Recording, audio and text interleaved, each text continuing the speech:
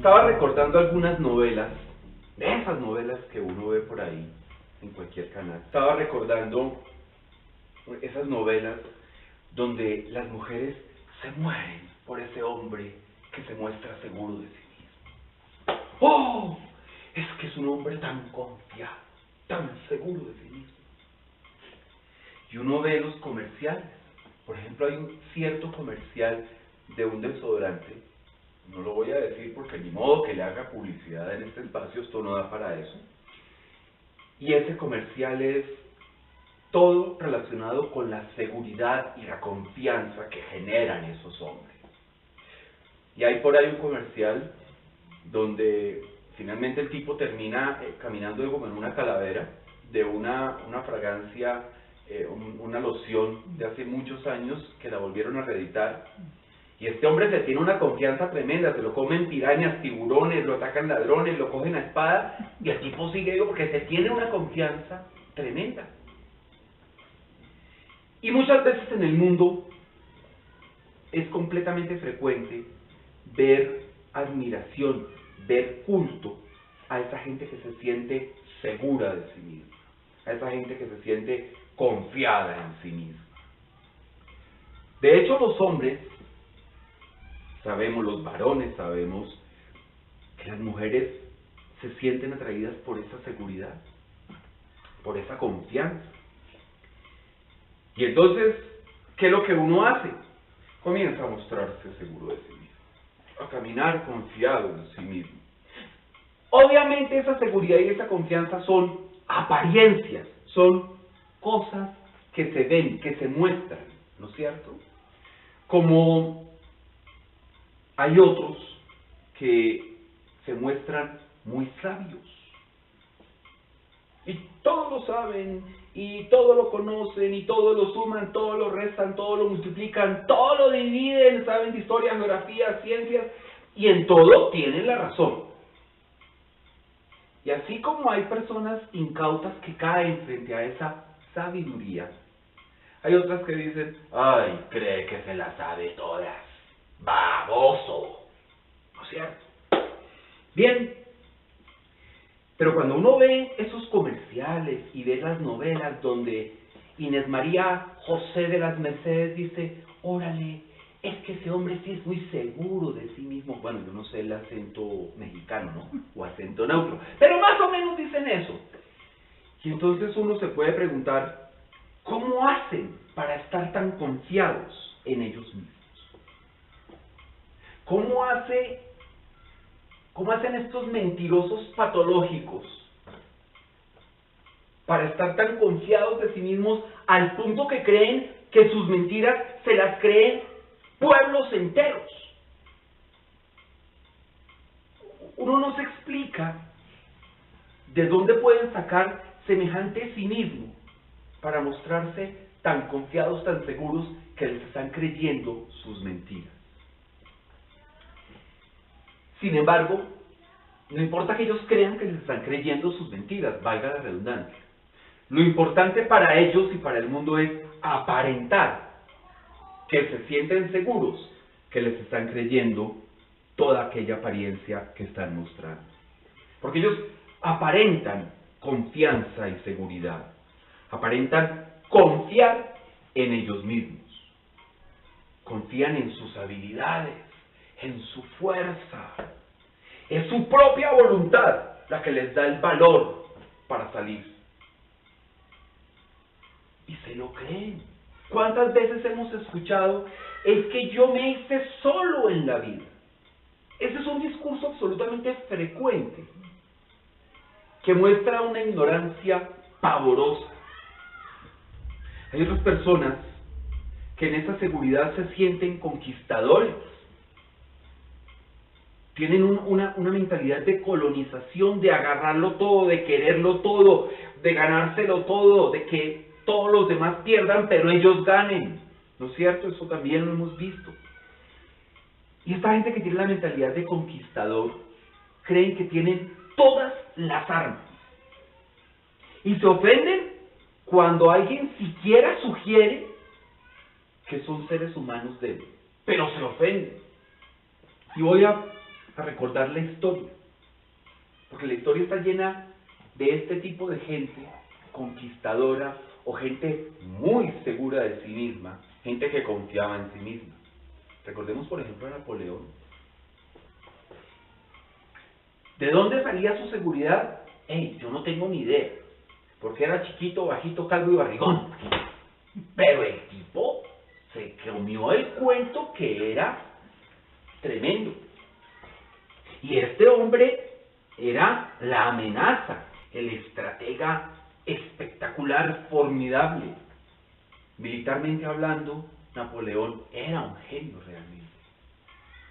Y era un estratega, y era un tipo querido por su gente, era un tipo con un carisma enorme que podía dirigir a sus oficiales y a sus soldados a la batalla. Con todos los recursos disponibles, él tuvo su Waterloo.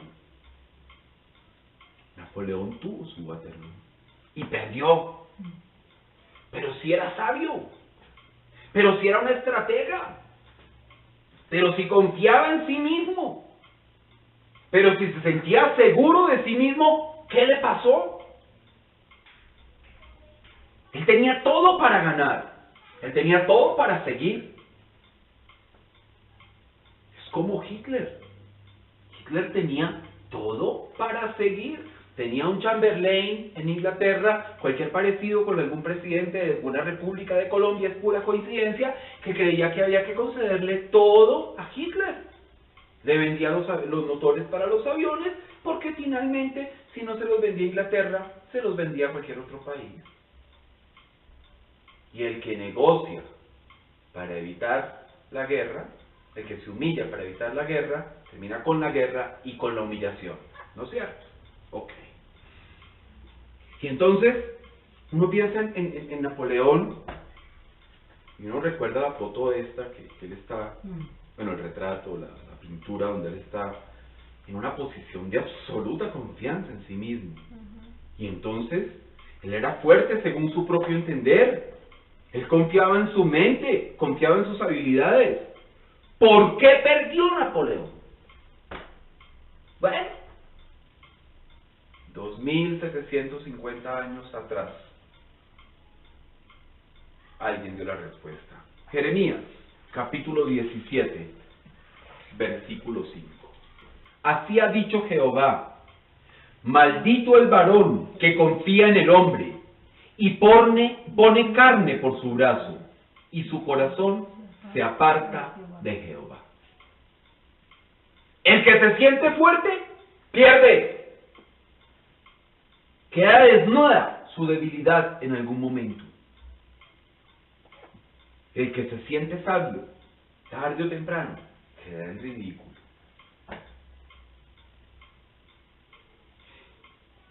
¿Por qué? Porque es que hay alguien que aparece, que sabe mucho más que ese que se siente sabio. Y entonces lo deja en ridículo. Queda en evidencia su ignorancia. El que se siente un Don Juan, ¿cuántas veces no lo hemos visto?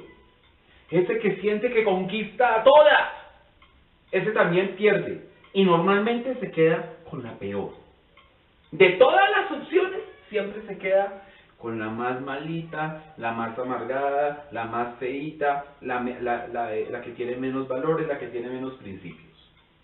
Suele ocurrirles a los Don Juanes. Todo por una razón. Porque ese Don Juan, o ese sabio entre comillas, o ese fuerte, puso su confianza en el hombre, es decir, en sí mismo. Es que los cristianos normalmente decimos: ¡ay, maldito el hombre que confía en el hombre! Bueno, pero hay que comenzar por uno. Maldito el hombre que confía en el hombre. Maldito el hombre que confía en sí mismo. Y pone su confianza en sí mismo y no en Dios. Amén. En nuestro Señor. Maldito el hombre que deposita su confianza en su propia fuerza. Que cree que sus habilidades, sus destrezas son suficientes. Maldito el hombre que cree que con solo él mismo va a obtener la victoria. A esos, sabemos, les podemos garantizar firmar sobre piedra, de verdad, ¿no? Firmar sobre piedra, que se van a dar cuenta que la victoria no la van a alcanzar por ellos mismos. Que necesitan obligatoriamente poner su confianza en el único con el que se obtiene la victoria, nuestro Señor Jesucristo. Y todo esto lo vemos a diario. Hablábamos de esta gente que dice, es que yo me hice solo en la vida. ¡Mentirosos! Detrás de cada vida, Dios ha puesto todo un equipo para ayudar. Esos que te dicen que se hicieron solos en la vida, están desconociendo no solo a muchas personas que actuaron en su momento para solventarlos y sustentarlos, sino y sobre todo, están negando a Dios, la acción de Dios y el poder sobrenatural de Dios. Siempre hay un equipo que ayuda, pero el que confía en sí mismo pierde. Porque en lo que confía finalmente es una maldición. Dios dice mal del que confía solo en sí mismo. Dios dice mal, o sea, maldice al que se cree fuerte. En la Biblia lo vemos. Nabucodonosor, ¿cómo terminó? Enloquecido. Después de hacer una estatua gigantesca, con todo su poder, con todo su dinero, obligando a la gente a que tenía que postrarse ante esa estatua, el tipo quedó loco. Miremos también genios del mal como Pablo Escobar, que creyeron que con todo su poder, que con toda su amenaza, con toda su intimidación, iban a lograr doblegar a la gente. ¿En qué terminaron? ¿En qué terminó Pablo Escobar? Tirado, muerto encima de un techo, sucio, barbado. Ese es el hombre que confía en el hombre. Es decir, termina confiando en una maldición. A la larga, todo sale mal. Lo mismo pasa cuando se confía en otra persona. Es que es tan fuerte, es que es tan seguro, es que es tan poderoso. Esa persona siempre fallará. Porque somos humanos. Porque la seguridad es imperfecta, porque la confianza es imperfecta y porque poner toda la confianza en alguien que tiene nuestras mismas limitaciones, nuestras mismas incapacidades, vamos derecho al abismo. Es como si fuéramos en un carro sin frenos y nos colgáramos de otro carro que va atrás, que también va sin frenos. El resultado, al abismo. El ser humano es débil. Somos débiles.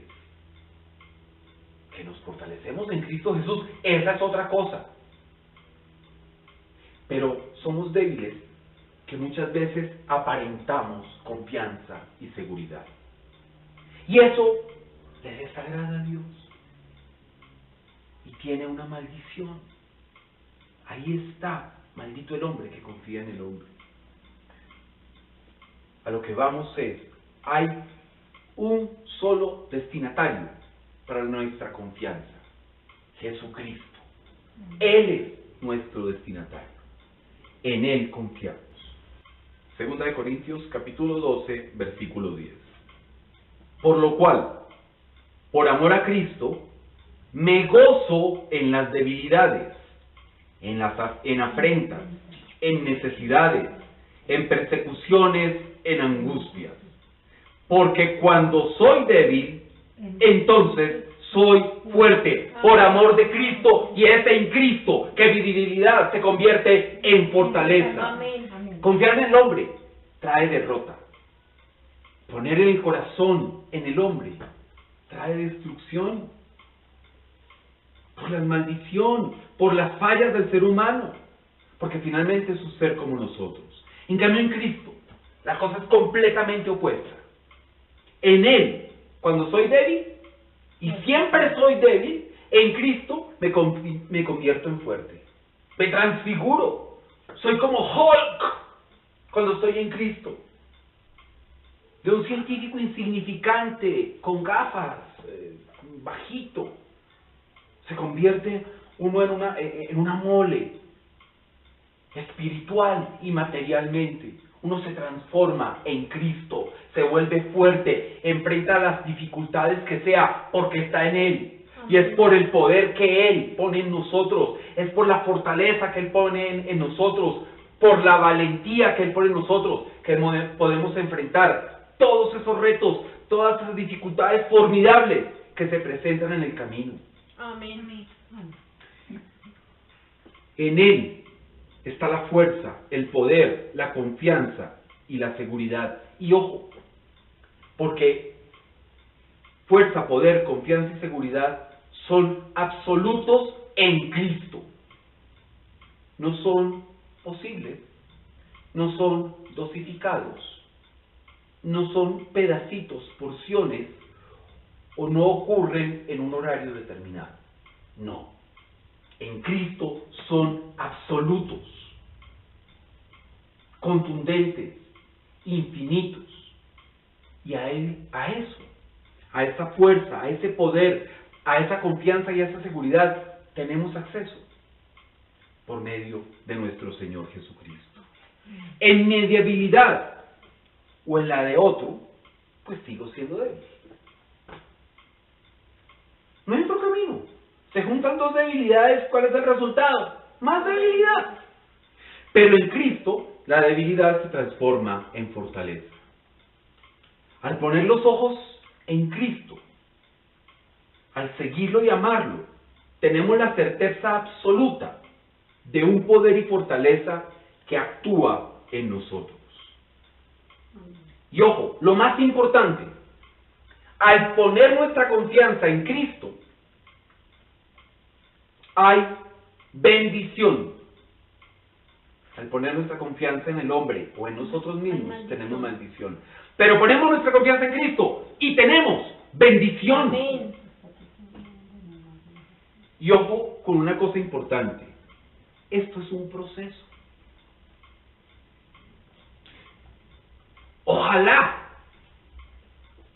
Ojalá todos pudiéramos llegar y confiar de un segundo a otro plenamente en nuestro Señor Jesucristo. Ojalá.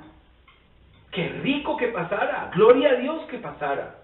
Y Dios lo puede hacer. A muchas personas les debe haber pasado. Pero en la mayoría de casos es un proceso. Y es un proceso porque estamos en el mundo. Y hay cosas que angustian, que preocupan, que afligen. ¿Sí? Y en esas aflicciones, en esas preocupaciones, en esas angustias, frente a esas amenazas, ¿qué hacemos? Buscamos nuestro propio poder. Buscamos nuestras propias fuerzas para enfrentar eso. ¿No es cierto? Eso es completamente frecuente. Y es un proceso de ir aprendiendo que me quedo quieto para que Dios actúe. O me hago a un lado para que Dios actúe. Es un proceso que uno va aprendiendo. Ese proceso lo fortalece la fe, lo fortalece la oración, lo fortalece conocer la palabra de Dios y lo fortalecen las promesas que Dios nos ha hecho. Confío en tus promesas. Decía la canción que cantábamos hace pocos minutos en la alabanza. Perfecto. Confiamos en esas promesas. Y como confiamos en ellas, sabemos que eso es lo que va a pasar, porque la palabra de Dios así lo dice, y porque Dios no es hombre para mentir. Amén. Amén. A veces en esas aflicciones también, cuando no tenemos fuerzas, entonces buscamos las de un amigo o las de un familiar, ¿no? O las de varios familiares. Y entonces viene todo ese proceso de transformación. De, sí, hay amigos y hay familiares que aparecen en el momento oportuno. Pero porque Dios los pone ahí para que nos ayuden a sustentarnos. Y entonces esa sumatoria de debilidades, cuando no está Jesucristo actuando, tiene una garantía total: la derrota. quien se basa en confiar en sí mismo o en otros hombres, tiene asegurada la derrota. Por eso en la aflicción ponemos los ojos en Cristo. Amén. En la victoria Amén. ponemos los ojos en Cristo. ¿Cuándo vamos a aprender? ¿Sí? Porque en Él, solo en Él, es que conseguimos la victoria. Veamos lo que dice Romanos, capítulo 8, verso 37. Antes, en todas estas cosas, somos más que vencedores por medio de aquel que nos amó. Somos más que vencedores por medio de Jesucristo. Esa es la única verdad. Si no es por medio de Jesucristo, está garantizada la maldición y la derrota.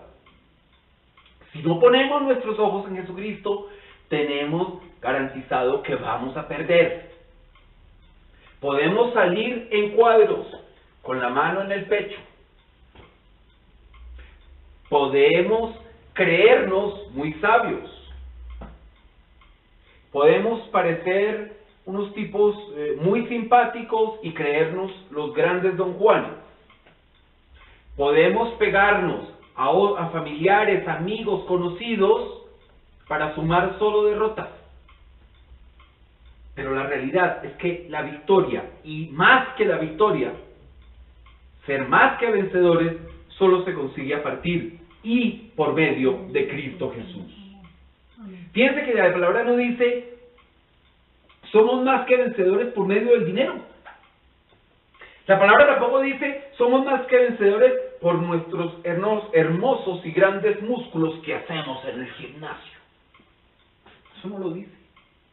Tampoco dice somos más que vencedores por lo astutos que somos en los negocios. ¿Sí? No, eso no lo dice. Solo hay un camino, un medio, Jesucristo. Y con Jesucristo no obtenemos cualquier victoria. Obtenemos la victoria. Es la victoria total, tremenda, absoluta. Es la que nos da Jesucristo.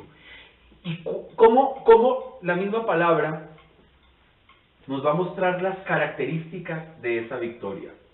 Romanos capítulo 8, versos del 31 al 34. ¿Qué pues diremos a esto? Si Dios es por nosotros, ¿quién contra nosotros?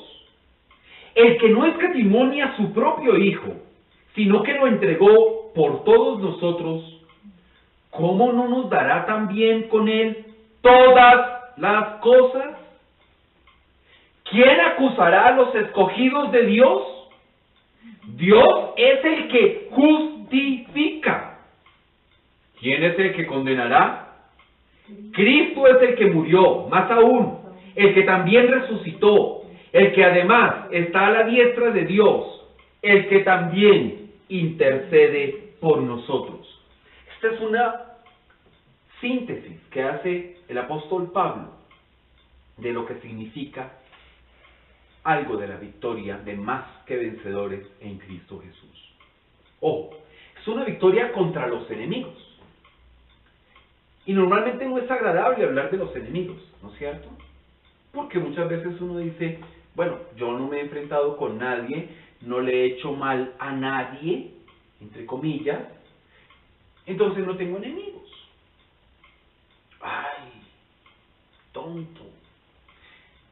Tenemos un enemigo que está al acecho, que vino al mundo a mentir, a matar y a destruir. Y seguramente uno dice, oiga, pero es que yo no le he hecho nada al diablo. No, mijito, simplemente ora, lee la Biblia, alaba, adora, está pendiente de Dios. ¿Qué más quiere? ¿Que ese enemigo nos tiene miedo? Sí, nos tiene miedo, pero es enemigo. Es enemigo. Y por eso lo primero que dice Dios, lo dice Pablo, es, si Dios está con nosotros, ¿quién contra nosotros? En otras palabras, a ver, ese enemigo, pues, ¿qué va a poder contra nosotros? Ah, pero eso no significa que no lo intente. Eso no significa que no hayan tentaciones. Eso no significa que no hayan pecados. Eso no significa que no hayan dificultades, dolores y angustias en la vida. Mucho menos significa que no hayan pruebas que ese enemigo utiliza para desviarnos, para hacernos pensar en otras cosas distintas a Dios. Fíjense que la palabra de Dios no dice que si los amigos o la familia está con nosotros. Lo que dice claramente es, si Dios es por nosotros, ¿quién contra nosotros? Así vencemos a los enemigos, y los enemigos son tentaciones, son pecados, son malas amistades, son malos consejeros. Y es ese que se cayó. ¿No es cierto? A ese también es un enemigo. Y ese es un enemigo que ante Dios, comparado con Dios, no es nada. Pero nosotros somos débiles.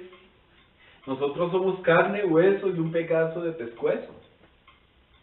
Entonces, hay que tener cuidado porque lo cierto es que ese enemigo está ahí, es real y quiere matar, destruir y engañar. Y ante esa realidad, nosotros tenemos que tener claro que lo primero que Pablo expone acá, como más allá, más que vencedores, es que si Dios está con nosotros, nadie puede estar contra nosotros. Nadie obtiene la victoria. Ni la enfermedad, ni la maldad, ni la murmuración, ni la envidia, ni los malos deseos, ni las hechicerías. Nada puede contra nosotros. Amén. Con Él, con Dios, con Cristo, obtenemos todas las cosas. Esta es una de las situaciones más interesantes que uno ve en la Biblia, en la palabra de Dios. Y es que Dios no anda con algunos, con unos poquitos, con de repente la mitad más el 75%. No, Dios es generoso. Y lo que dice acá es una promesa. Con Él obtenemos todas las cosas. Amén. Es que no escatimonia a su propio Hijo. Amén.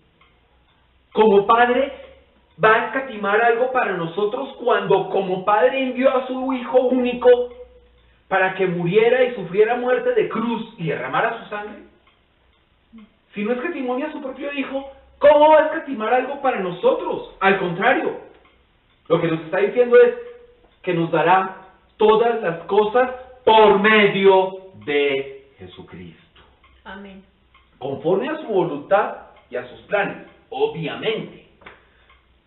Porque aquel cuento viejo, que muchas veces lo hemos repetido en esta predicación, si el niño de 6 años se pone a pedirle a Dios que le dé un Porsche 911 color amarillo, pues obviamente eso no está con los planes de Dios. El niño puede tener toda la fe en que Dios le va a dar el Porsche, pero ni está conforme a sus planes, ni está conforme a su voluntad, ni le conviene al niño. Porque el niño de 6 años escasamente va a poder jugar con la cabrilla y ver el tablero, a lo sumo. Y no tiene la inteligencia, no tiene la capacidad, no tiene los conocimientos, no tiene la experiencia, no tiene la parte física para manejar un carro. Y Dios como Padre no le va a entregar algo que sencillamente lo va a matar. ¿No es cierto? Es exactamente lo mismo cuando pedimos las cosas. Si no tenemos la madurez suficiente, si no tenemos la capacidad suficiente, si no tenemos las habilidades suficientes, o si nos va a perjudicar, nos va a matar, o nos va a quitar la vida eterna, eso no va a estar ahí por medio de Jesucristo.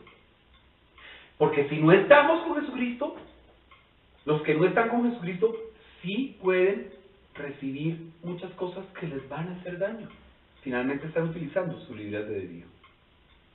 En el libre albedrío pueden pasar muchísimas cosas. Incluso aquel enemigo del que hablábamos. ¿Cuánta gente no pacta con él para lograr tener cosas.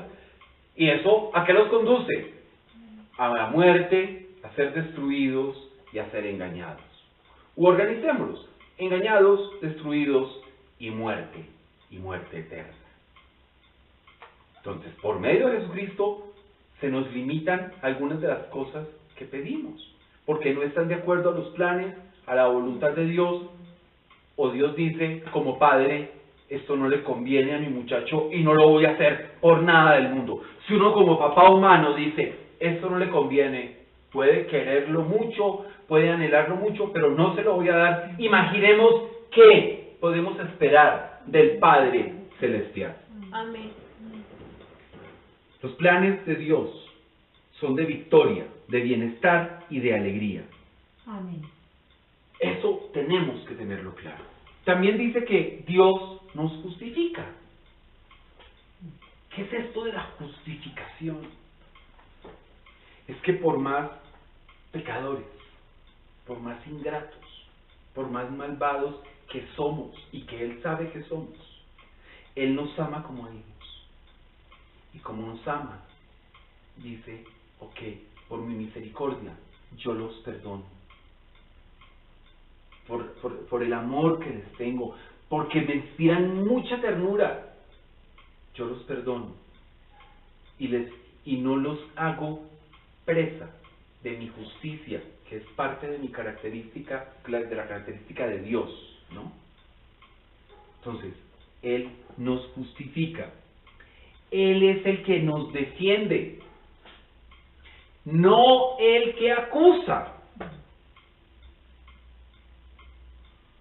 Si Dios es el que defiende y no el que acusa, adivinen quién es el que vive acusando y vive señalando y vive hurgando. Ah, es que tú en el año 90 hiciste tal cosa, y tú en el año 2001 hiciste tal otra, y tú en el año 2005 hiciste tal otra, y en el 2006 y en el 2007. ¿Quién es el que anda hurgando? No es Dios, porque Dios es el que justifica. Él es el que defiende. Cristo es el que intercede por nosotros también. El que nos entiende. Esto es muy importante. Dios, en su persona de Hijo, como Verbo, se hizo carne y habitó entre nosotros. Dios fue, Jesucristo, 100% Dios y 100% hombre. Él sintió hambre, sed, frío, calor, angustia, temor, tristeza. Fue tentado. Y no solo fue tentado 3 veces, no. Cristo fue tentado muchas veces. Aquel del que hablábamos hace poco cogió y utilizó gente para tentarlo, para tentarle la lengua, a ver si podían hacer una causa contra él y por fin mandarlo a matar. Porque además eran cobardes, ¿no? Ellos no fueron capaces de matarlo directamente, al contrario, mandaron a otros a que lo mataran. Pero Cristo nos entiende. Y por ese entendernos es que Él puede ser el mediador entre Dios y los hombres. Es que Cristo entiende y dice: es que yo sé que de pronto no lo hizo así, no leyó la Biblia porque estaba preocupado, pero es que esa es la naturaleza del hombre, ¿no? Preocuparse, Señor. Él va y transmite eso, entiende esa naturaleza humana, porque Él la tuvo. Él fue 100% hombre, pero sigue siendo, es y será 100% Dios. Amén. Entonces, fíjense lo que nos está diciendo Pablo acá. Confiar en Dios, confiar en Cristo y no en los hombres, es la victoria total. Porque ponemos la victoria, la esperanza, nuestra confianza, nuestra seguridad en el único que nunca ha fallado a su palabra y que nunca fallará a su palabra, Jesucristo. Amén. Amén. En Cristo vencemos las amenazas, por grandes que sean. Amén. Sí, Señor. Esas son las más grandes que aquí las enfrentamos con Cristo, por medio de Cristo. Amén. No porque somos 4, un perro y un gato. No, no, no. Es porque estamos en Cristo. En Cristo tenemos todas las cosas conforme a su voluntad. En Cristo tenemos justificación y no acusación. Y eso es genial. Discúlpenme, pero es que eso es maravilloso. Y finalmente, en Cristo tenemos un intercesor, un abogado y un defensor. Pero además, alguien que ya pagó en la cruz nuestros pecados, nuestras culpas, y que los dejó clavados en la cruz, y que por tal motivo nos dio la libertad de la salvación. Amén. Esa es la victoria que obtenemos al confiar en Cristo. Cuando confiamos en los hombres, o confiamos en nosotros mismos, o en nuestras fuerzas, por desgracia, por ignorancia, es un hecho real y contundente. Se obtiene la derrota. Santo